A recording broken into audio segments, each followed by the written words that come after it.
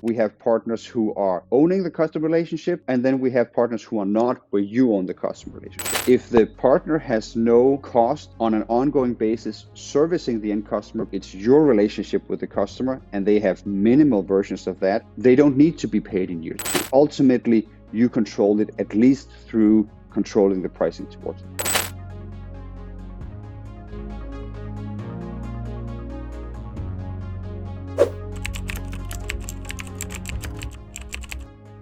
What's up, everybody? So, partners and resellers in SaaS. This is to many the promised land. So, we get partners and resellers, they sell our solution, we grow and make money, right? And sometimes it's like that, but a lot of times it's not.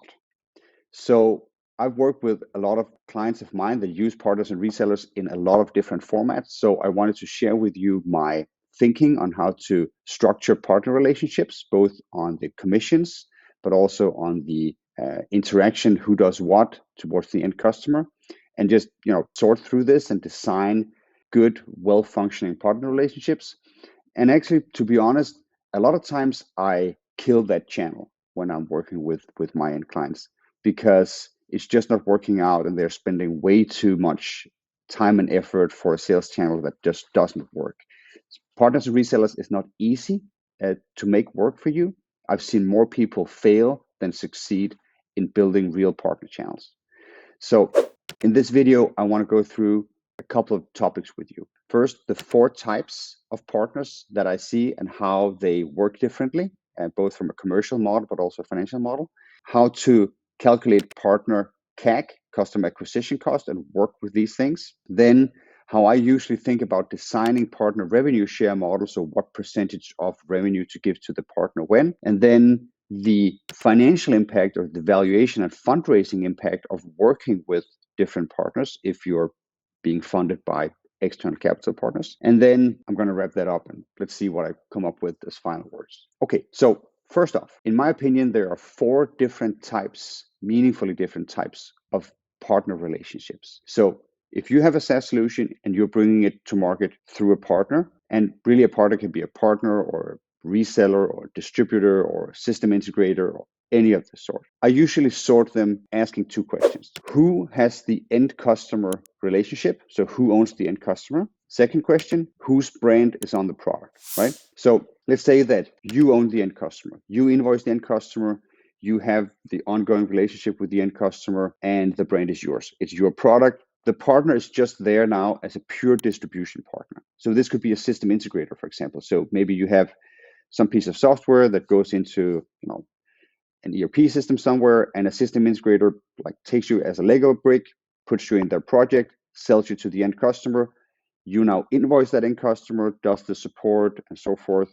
The system integrator now gets paid in some way by you because you invoice the end customer. So this is sort of the easier square in this sort of 2x2 matrix of who has the customer ownership and who has the product brand. Because in this instance, you control the end pricing towards the end customer now and in the ongoing relationship, and you then need to come up with a way to pay your partner for the sale. Now, if we have the opposite direction where partner owns the end customer overall, and it is the partner's brand that is also on the product.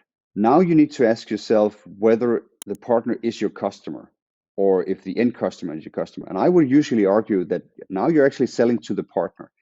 So you're enabling a business where the partner can resell your technology inside their product or in their stack in some way. If the only thing that they're selling, they're just white labeling your product and selling it on, you could argue that really you're in the business of generating the end customers. But if there's any kind of value add that the partner brings before selling your product to the market, then really I would say that you should consider the partner your customer. So let me give you an example. I did a pricing project for Maps people at one point. They sell indoor mapping through Google Maps integrations and others, where you generate like indoor maps of stadiums and airports and hotels and office buildings and so forth. They don't sell this directly to the end customer in most cases. In most cases, they sell their indoor mapping functionality to other tech partners. So they would have a tech partner that has technology to service hotel chains, or they would have a tech partner that has technology to serve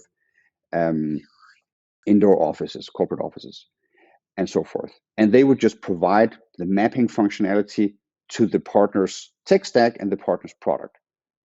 And they would invoice the partner. They would say, okay, you bring us the map projects, we deliver them to you, you do with them towards the end customer the thing that you do.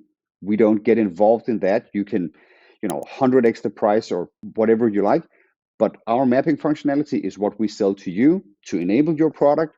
So that's it. And I would argue that it is actually the technology provider and not the end customer that is using the map, the user, that is the customer in this situation. So this is sort of just the other end of this sort of 2x2 matrix where the end customer or the end user relationship is owned by the partner and it is the partner's product.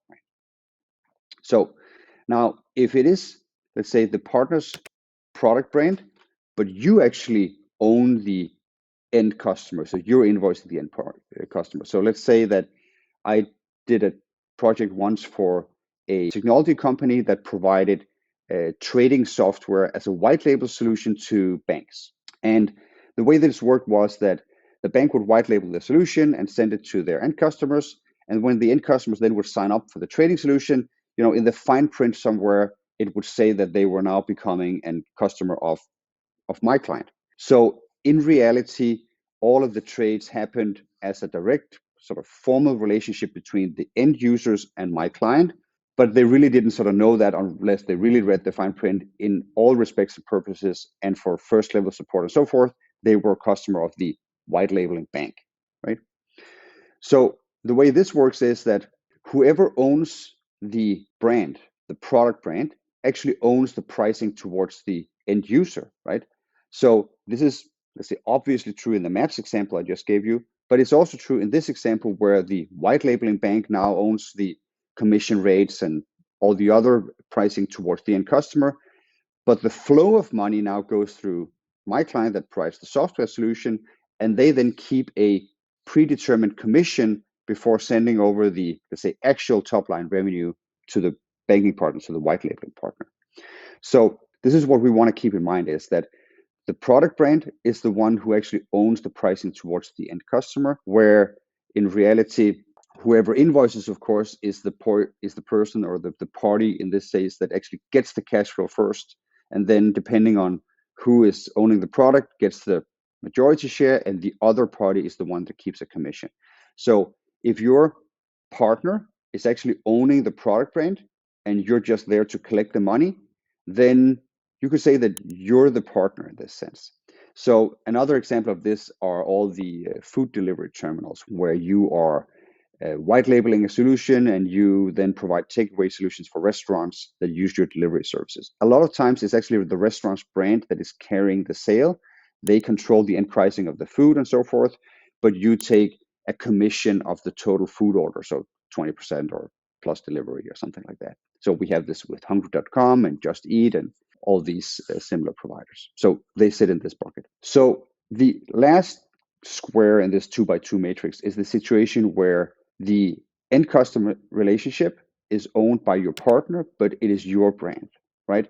So this can be situations where you work through channel partnership or distributions where there's an actual sort of resale going on.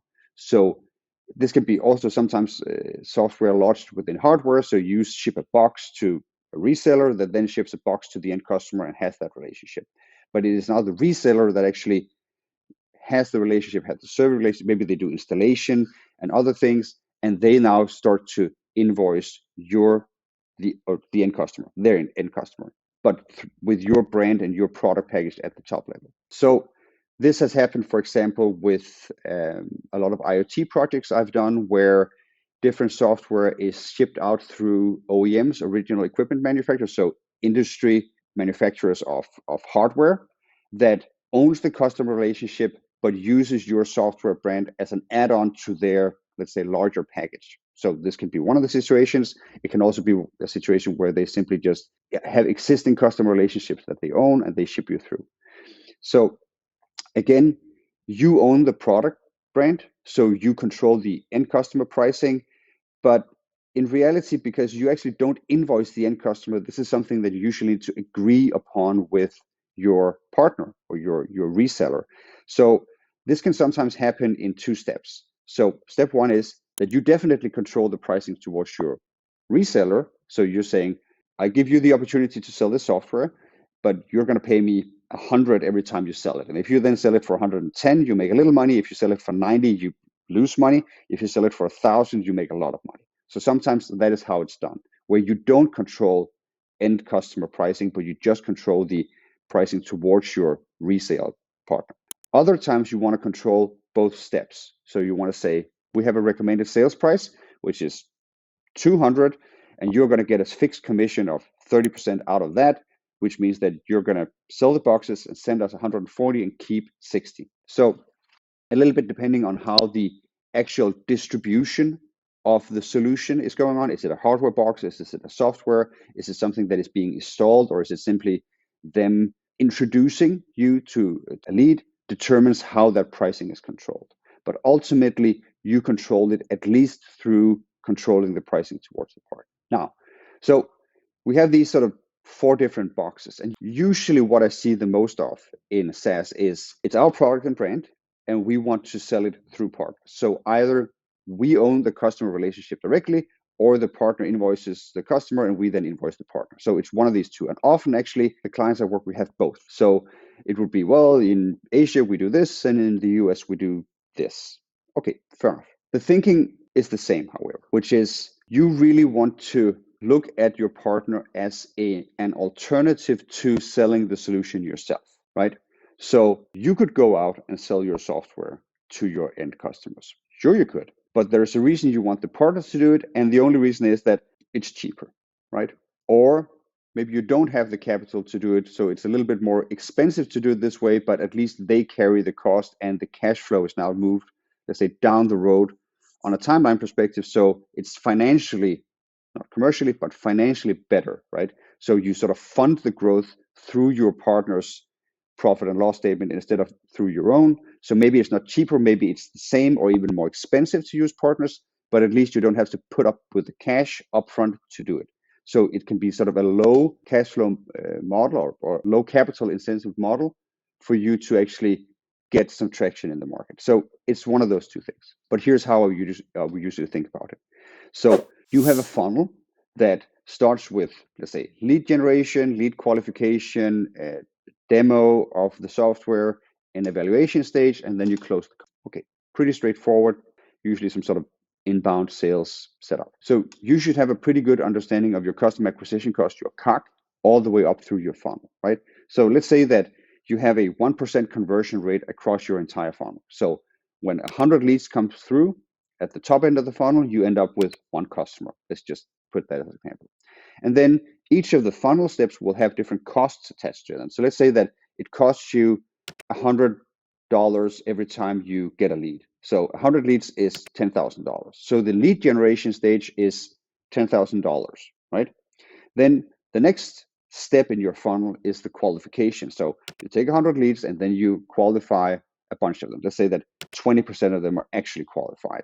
And let's say that the cost of doing this qualification for these 20 leads is $2,000, right? So another $100 per step per customer that you actually end up qualifying. So you went from 100 leads to 20 qualified leads, and you've now spent $12,000 at this stage in your funnel. Then you go to the next step, which is the demo stage. So let's say that you put 4 people through a demo, so you actually get them into sort of seriously sort of consider the product. And you might do 4 demos, you might write a business case, or you might not do demos at all, but you get the point. So let's say that the demo stage is a little bit more expensive for you. So maybe the demo stage is a little bit more expensive to you. So let's say it costs you $1,000 to do a demo. Let's say 4 customers that goes through this step. So this is another $4,000. So now we're up to 10 plus 2 plus 4. So now it's $16,000 to have closed out the 4 demo leads.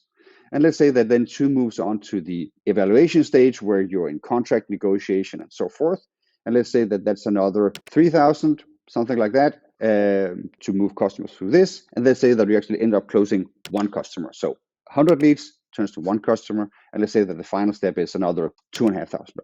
So all in, you can now add up the customer acquisition cost at each step of the funnel. So 10, 2, 4, 3, 2.5 for a total of $21,500, right? So that is the cost of acquisition of one customer for you. Okay, great. Partners, where do they come in? Well, it depends where they come in. Is the partner you have one that just sends you leads? So if you could go out and advertise or do Google AdWords or create content marketing, and you would know that for every $10,000 you spent, you would get 100 leads that you then need to qualify and so forth. If the partner now brings these 100 leads to you, you can say, well, it's worth $10,000 to me to have the partner do this work because that is my alternative in my own sales funnel, right? So you would be willing to pay, let's say, up to $100 per lead from a partner if they were participating in this step. Let's go all the way to the other end. Let's say that the partner actually came to you with closed business and say, did a lot of work on my end and I closed this customer for you. What would it be worth to you? Well, $21,500, right? Because that is what it would take you to close a customer. So if you have the alternative to pay a partner or do it yourself, then at least it should be worth this much, right? So depending on where in the funnel your partner actually participates is how you should think about paying them for their efforts, right? And of course, if you are in a situation where they are just introducing you, they're just bringing you demo leads, or they are helping you through the contract negotiation, or they're helping you close, then it's fine. So a lot of system integrators, for example, will bring them all the way up to the evaluation phase. So the system integrator will take your software to the end customer, propose it, build it into a project plan, and so forth and so forth, so forth. And at the end, you actually need to participate in a few sales meetings to sort of get the end customers to understand the technology and how you would work with them and so forth. And then they end up signing, right? Great. You saved most of the work, but not all of it, right? You actually had to participate in a few meetings at the very end, right? And a few times it falls through. So you don't have zero acquisition cost. The partner took most of it, right? But you still have some. So that should go, let's say, away from whatever it is that you pay the system integrator. Compare that to someone that just sends you qualified leads, right? So it's a partner that doing something adjacent to you. A lot of their customers could be potentially interested in a solution that you have. So they just send over the ones that are hot, let's say. And you end up closing a meaningful proportion, 20%, 40%, right? Whatever it is, you should be able to calculate what would it cost me to get these leads at this level on my own. And this is roughly the baseline that you should use to pay your partner, right? This is just the overall scenario that you should go into. But there is a little bit more to it, because this is where you could say at the first level of analysis, you could say, okay, so whatever I save on my own CAC is what I should be able to pay the partner. Sure, but you actually also have partner costs, right?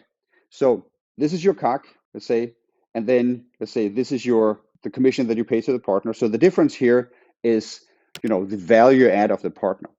Yeah, except that the difference here, you need to also add the cost that you had to actually serve the partner. You needed to find the partner, you needed to create an agreement with them, you needed to educate them about your product, you need to be a support line for them when they're working through their sales and so forth, right?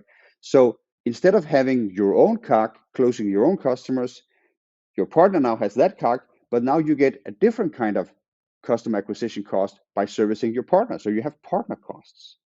So you need to look at your partner channel overall and say, okay, so how well is this partner channel working for me in terms of bringing in business? And what is it costing me to build and maintain this partner channel? If you're doing any kind of, let's say, real scale on partners, this should be sort of pretty straightforward to just create the same kind of sort of funnel calculation that you did with end customers, which is, okay, so we survey 100 partners and then we sort of qualify 20 of them. And then we, have dealings with, let's say, 10 of them in order to see if we have real proposition. 5 of them we actually start to negotiate really sort of partner agreements with, and then we end up closing 2. Okay, so you have to look at 100 partners to get 2. That costs time and money. If you're an early stage startup, usually you underestimate this work a lot. And I see this actually also with later stage startups where think that it is sort of a magic wand because, oh, their business, we're business, everybody's there to make money. The opportunity is obvious, let's go. But in reality, it takes time. It is its own sales funnel for you to actually close partners. So that is sort of the first step. The second step is that you end up closing a lot of partners who churn in the sense that, well, they don't churn, they stick around, but they never sell anything. So this is sort of, I call this sort of the silent partner churn, which is just that you spend all the acquisition cost of getting the partner in, but you actually do not invest the extra step in the partner to actually enable them to sell. So that two things can go wrong. Either you didn't actually land the right partner. So usually what happens is that whatever you're selling is somehow out of proportion to what they're selling. You didn't really realize this, your partner didn't realize this, but they actually can't sell it. So, and it's either, usually it has to do with ACV, annual contract value. So either your solution is too expensive or not expensive enough to whatever the partner is selling.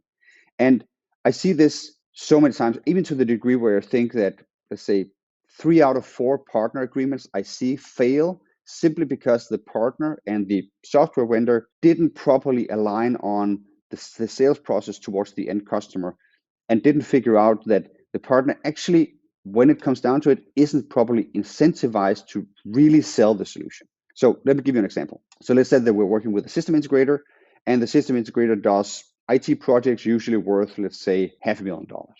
Like small, medium-sized businesses, we're doing IT projects for them. And let's say that you're a software vendor and you want the system integrator to take your software to your end customers. Maybe they're doing small accounting practices or something like that. Now, let's say that your software is really fantastic and worth $200,000, right? So now the system integrator is doing a project for $500,000 and they're bringing your $200,000 solution into that sale. Likely they're not because it's too big.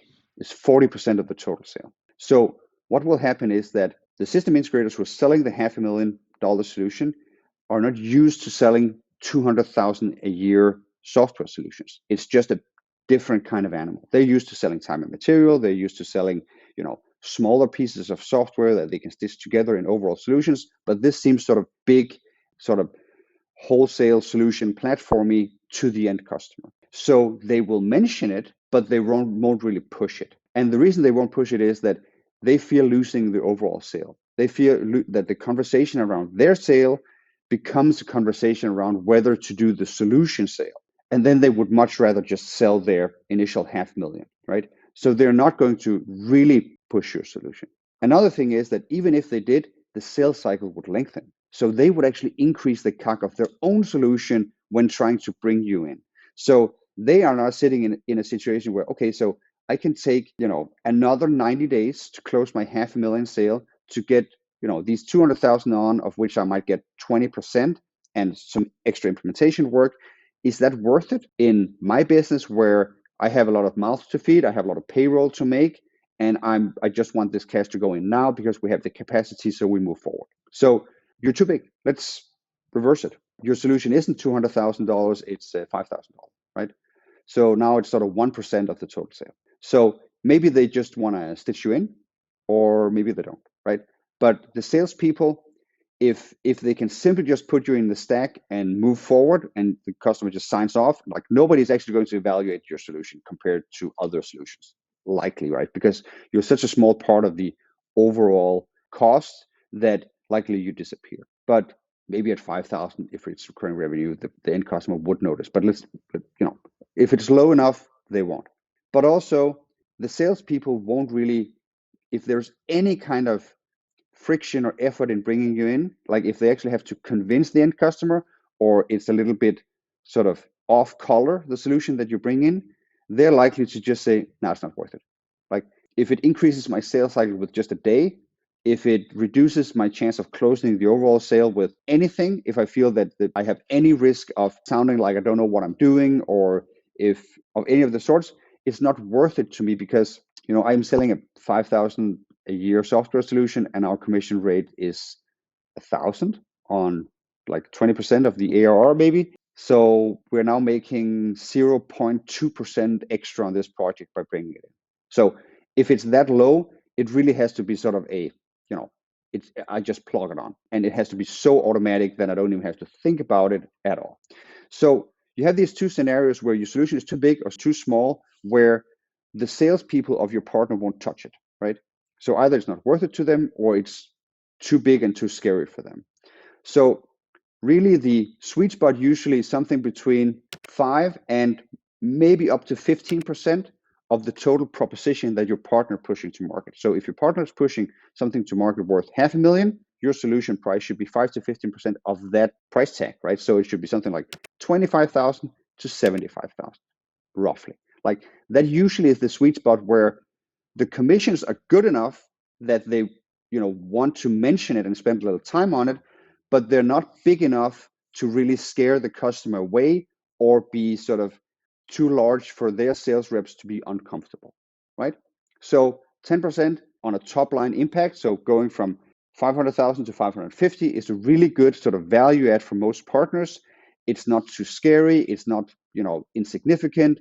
They'll take it if you can otherwise explain it. So this is what I see usually people misrepresent in their partner propositions up front. The second step that people usually miss is how much help partners need. So let me tell you a story. I did work for a robotics manufacturer in the US a few years back, and they do cleaning robots in hospital environments. So they have different technology where these robots can disinfect an operating room and so forth. Really smart tech. So because it's hardware, it's robots together with software solutions, they have to move through physical distribution chains. And the way that hospitals work in the US is that they usually work with distributors who have sort of wholesale sort of government framework contracts where they say, okay, so we can buy from these 2-3 distributors, and then all the vendors have to move through those distributors, right? So the distributors essentially control the end customer relationship towards these customers. So my client would take the robots, give it to the distributor who's in the business of selling on or reselling other people's stuff. We say, sure, I get it, we'll move it on. And then nothing would happen because it's a big robot and costs a lot of money, and hospital budgets are a long cycle and so forth. So what ended up happening and what ended up making the relationship a success for my client was that my client would market the customer. So they would do content marketing and paid AdWords and paid advertising and so forth towards the customer. They would bring them in through a sales funnel. So they would qualify the leads. They would do the initial first call with the customer, explain the product, and then they would take them to a joint meeting with the sales rep from the distributor, who would then close the customer and then get 30% of the sale. So they had to essentially own the entire top end of the sales funnel and then take the entire lead funnel over to the distributor again, who would then perform their bit in the middle before sending the sale back to my client. And most of the people I tell this story to thinks that it's somehow unfair, right? Oh, the distributor isn't doing any of the work, and he was supposed to actually push this to market, but he's not, and now he's getting 30% of the sale, and so what? It's a necessary component of how this market works. And if you are too sort of holier than thou to actually realize that this work needs to be done and it is not being done, and you can calculate the math in your sales funnel and say, okay, so I take that step, and then this partner takes this step, and then everybody makes money. Get to work, right? So this is just to say that sometimes we have this sort of moral idea almost that partners should or ought to do this, that, and the other work, and if they're not doing it, we sort of consider it a failure and back off, instead of leaning in and say, okay, how can I make this work for my partner?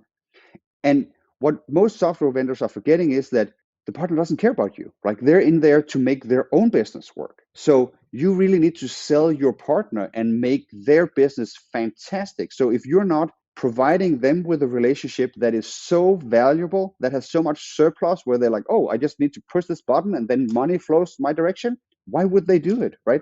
They have other opportunities to pursue. So you need your partner proposition so let's say you need to essentially design a partner journey, like you would design a customer journey, where the partner says, okay, really, is this all I need to do? And then you pay me this? Great, I'm in. I'll do this. I'll do the installation, or I'll do the introductions, or whatever it is. And then they make a ton of money, it's really easy for them, and so forth. So you need to consider all the little obstacles and issues and friction points that your partner has in both their sales operations and in their financial setup and so forth. And then you need to be able to own those and actually solve them for your partner in order to make it a success, right? So this is sort of the thing that I see. Well, the proposition needs to overall make sense, and you need to sort of qualify your partners to get them through the door. Once they're through the door, you need to analyze their situation, their sales processes, their implementation process, and their customer service processes, and you need to help them out just as you would a customer in order to make it successful. If you can do those things, you can build a really good channel with partnerships, right? But you need to be willing to do that and actually be able to sort of map it out so that it makes sense for everybody. Okay, so now let's assume that you have that. So, okay, you have an ACV that really fits the partner's sort of price point and what they're selling. So either they sell just your solution directly or they're packaging you into something else, and you have a really good understanding of their sales operations and you're taking on the parts of the sales funnel that they can handle or supporting them with sales materials or training or jumping on calls with them. All of that is done. Now, what should the partner be paid? And the way I think about this is that the partner should be paid to enable their business model. And so we're back to, well, there were four kinds of partners. They were, they had their brand on it, or you had your brand on it, and maybe they owned the customer relationship or you owned the customer relationship. Okay, so that is essentially what matters, right? In the quadrant here where it's the partner products and they own the end customer, then, well, the partner is your customer. So you don't even have to worry about it. You just have to say, well, I know that I am enabling their business, so they should be able to make money, but you don't necessarily need to take full responsibility for that. You just need to figure out how you actually monetize your customer, which is the partner. If in the financial trading setup example where the bank was white labeling your trading solution and you paid the commission rates, then essentially you would need to be paid for the tech structure, but essentially you are the partner in a weird sense. So let's go back to the layer where you actually own the product, and then we have partners who are owning the customer relationship, and then we have partners who are not, where you own the customer relationship. So the reason I'm mentioning this is that partners have costs over time. So one thing is the acquisition cost. So they find a customer and they, let's say, close it for you or bring it to you. And then there might be service costs. So this comes into the who owns the customer. So the relationship over time. If you own the customer relationship over time, so you invoice, you deliver, you service the customer, but the partner just brings you the lead, then I would usually go with a front-loaded partner proposition, which is the following. The normal agreement with most software partners is that, well, we have the annual recurring revenue and you get 20% of that. I think has been the industry standard since we did perpetual licenses back in the 90s, right? Don't do that. If the partner has no cost on an ongoing basis servicing the end customer because it's your relationship with the customer and they have minimal versions of that, they don't need to be paid in year two. If they have a little bit, let's say it's a system integrator and they own the first line support, they need to be paid minimally, but you need to then say, well, I am paying you on your actual costs of servicing the end customer, and then I'm adding a margin to that. So if the software is, let's say, 50,000, and you know that your partner will have some customer first line support costs of, let's say, 5,000, you can get away with paying them 7 or 10. So, okay, now it actually maps out to 20%. That's fine. But usually the cost will actually be lower than that. What you really need to focus on is paying them for the CAC, for the customer acquisition cost.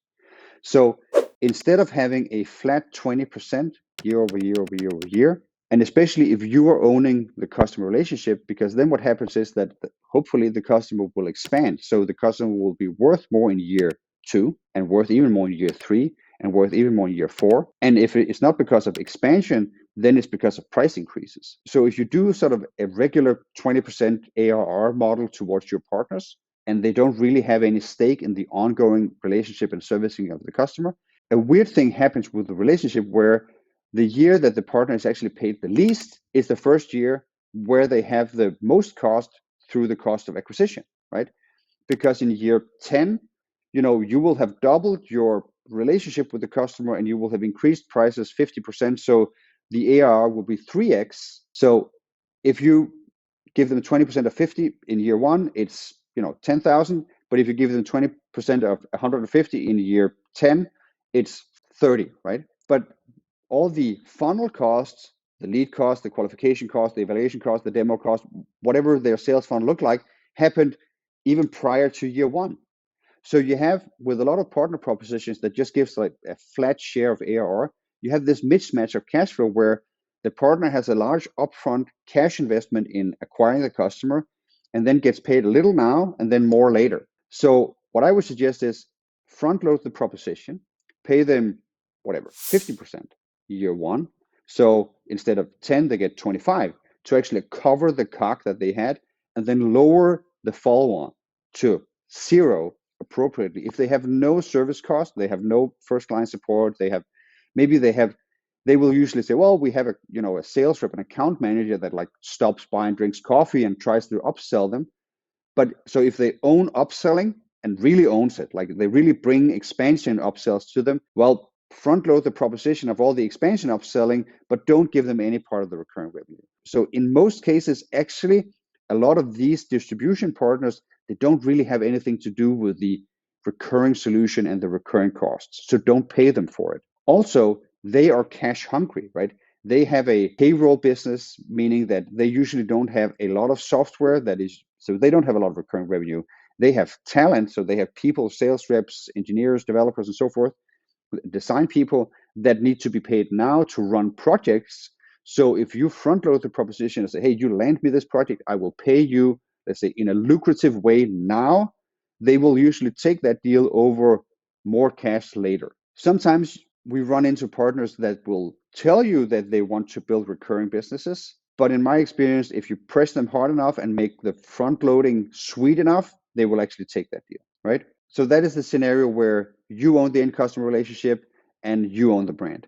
If the partner owns the end customer relationship and you own the brand, then usually the partner actually has some sort of relationship with the partner. So they do the first line of support, or they do a lot of, let's say, maintenance of the solution, let's say with integrations to other solutions, or they do actual upselling and so forth.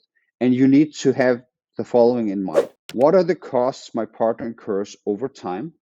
Sales cost, service cost, maintenance, and so forth. And how can we match this? So essentially create a cost plus mentality around this. So whenever they have spikes in cost, you pay them plus a little extra. If they have really sort of periods with low or no costs, you pay them, a little or nothing. So this is, I think, the best way to incentivize partners because it moves the money where the cost is and really sort of covers the business. Also, and this is sort of the financing part, if you do this, if you front load the proposition and reduces your payment to them to the minimum cost plus version of it, essentially you're in a situation where you would be no better off if you were to sell it yourself, right?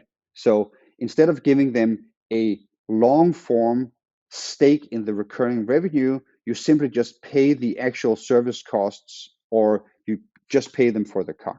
And let's say that we did and I've actually done this a few times, we do sort of a full-on front loading. Say the first year revenue, 100% of ARR belongs to the partner for selling the solution, but we keep 100% of year 2 plus. Then you don't have cash to pay for your year 1, right? But if you are funded through external partners, through private equity funds or through venture capital funds, this is how it's going to work. So let's say that you have ARR of 100 and you have two scenarios, one where you front loaded 100% and one where you just pay 20% year over year over year over year to your partner. Which would your funding partner prefer, and which would bring you the highest enterprise value as a SaaS business? Well, the front loading, right? Because if you have a piece of software and you can tell your venture capital partner, say, look, we have our CAC is 100, but our lifetime of these customers is 10 years. So, we get a 10-to-1 CLV over CAC. Plus, we get to grow the CLV because we actually expand the customer, we raise prices. So maybe our CLV over CAC is, 15. But we have to pay the CAC up front, as you do with CAC, and that is happening through our partner channel, and this is how it works. Oh, great, say the venture capitalist. So what's your ARR? And they're saying, well, the way it works is that in essentially our ARR is 100, but we just use all of that cash year 1 to just pay the partner, but we get all the cash in year 2. And then your funding partner, VC, will say, oh, so your ARR is 100. Sure, you say. And then say, well, we're going to multiply that by whatever is the market rate for ARR at this point in the venture capital world, let's say 20x, and then say, well, if it's a 20x now, that customer is worth 2,000 worth of enterprise value to you. So, and I'm a venture fund, so I'm going to do this math every, let's say, 18 months in a fundraising perspective, and then I'm going to buy 15% from you. So I'm going to buy 15% of equity, so that is worth 300. And then I'm going to do it every 18 months. So 300 every 18 months is 200 every year. So you paid 100 in CAC to your partner, and then you turn around to the capital markets with your 100 in CAC totally unscathed and raise money every 1.5 years to, let's say, a multiple of 20, and then you pay down the CAC cash costs with venture capital. So you get 200, let's say, of pure enterprise value cash flow from capital partners for that 100 customer. And of course, if you have 10,000 customers, you just multiply that number by 10,000. Okay, second scenario, 20% every year. So you go to your venture capital partner and say, hey, we're selling these solutions for 100, but we have to pay 20% to our channel partners every year. Okay, says your venture capitalist, so what's your ARR? And they say, well, it's the 100, but every year we have to pay 20 to the partner. Okay, says the venture capitalist, so your ARR is 80, right? So you only get to keep 80 because the rest is essentially cost of goods sold in this scenario. So they're like, okay, so we're going to take the 80 and then we're going to multiply it by our market rate of 20x ARR, and then that's your valuation. So 80 times 20 is 1,600, and then we're going to buy 15% of that, so that is 240 every 18 months. So that is 116, so 160 that we now have to get every year from a venture capitalist partner. I think the math is right. If it's not right, you get the point. So now you get only 160 out of your venture capitalist partner. So that is, net 20% less. So your enterprise value and your valuation and the capital that you get from venture capitalists is that 20% lower that you pay to your partners, right? Because the business is just this smaller. So you get the 160 from the venture capitalist, which of course also you get the 80 from the customer that you kept. So now you have 240. So, okay, it maps out. It's a little better from a cash flow perspective. So you have more growth capital, but multiplying this year over year over year, you even out where it says, okay, at the end, you're going to end up with a final enterprise value and more dilution where really as a founder, maybe the other proposition was better for you. Also, if your multiples are higher than that, 30x, it actually, from a cash flow perspective, becomes even better for you to raise through venture capitalist. And if the multiple is lower, in this example, I used 20x and that came out a little lower. If it's 10x and so forth, this can become even lower. So, but you can map this out in an Excel sheet pretty easily where you say, at what multiple do I need to raise compared to how much I front load with the partner proposition to break even on the cash flow in year 1 or year 2 through my capital partners. And then you can sort of figure out from a financial perspective what the cash flow equilibrium is. So your cost of capital to front loading the partner proposition in terms of also raising that growth capital from venture capitalists. And this is essentially say, well, you have two sources of cash to grow from, customers or funding partners, right? And a dollar is a dollar. If it comes through the door, you can grow with it, and you can take it from the customer, you can take it from the venture capitalist, but you just have to figure out what the sources are, right? So this is not sort of the cost of capital in that sense, but you get my point. So if you take that look at your partner proposition and say, okay, so I need to cover their costs, depending on how I cover it, especially if I cover it on a percentage basis long term, it is going to really affect my enterprise value and the basis upon which I multiply when I raise capital, then the game really changes for you a little bit. So I think these are the main things that I would take into consideration when thinking about partners and resellers for a lot of my clients, right? It is, what kind of relationship do we have? Who actually owns the end customer and who owns the product brand that we're selling? If the partner owns the brand, then you're in a sort of different territory. Either the partner is your customer or essentially you are the partner. That would be my argument here. If you own the product brand, Then it comes down to who owns the customer relationship. If your partner owns the customer relationship, you have to sort of pay them probably over time for maintaining that customer relationship. But you now control pricing towards your partner, and preferably you also control it together with your partner towards the end customer. If you own the brand and the customer relationship, you should try to get rid of the partner as quickly as possible through front loading the proposition, paying them for their costs, and getting them out of the way to increase your enterprise value in the capital markets. What I really see is that partners can work, right? But you have to, but people underestimate what it takes to make them work, both from understanding the concepts of how they work, what the economics of partners are, how you really need to enable them to do really good business.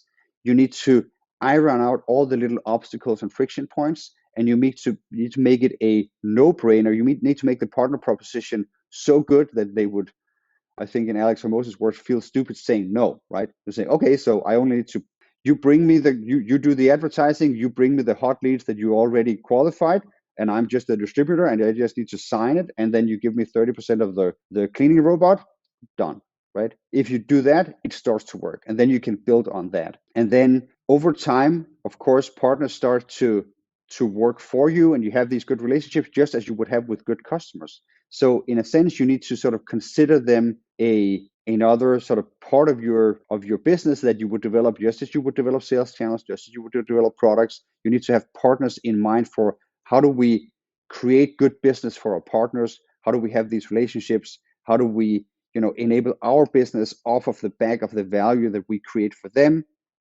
And all this needs to sort of fit into sort of a system that, benefits everybody, end customer, partner, and you. If it doesn't, it breaks.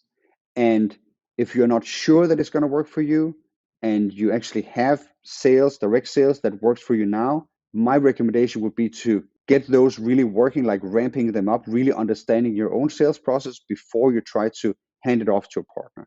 Because your partner is never going to be better at selling the solution than you are yourself. It's almost always the case.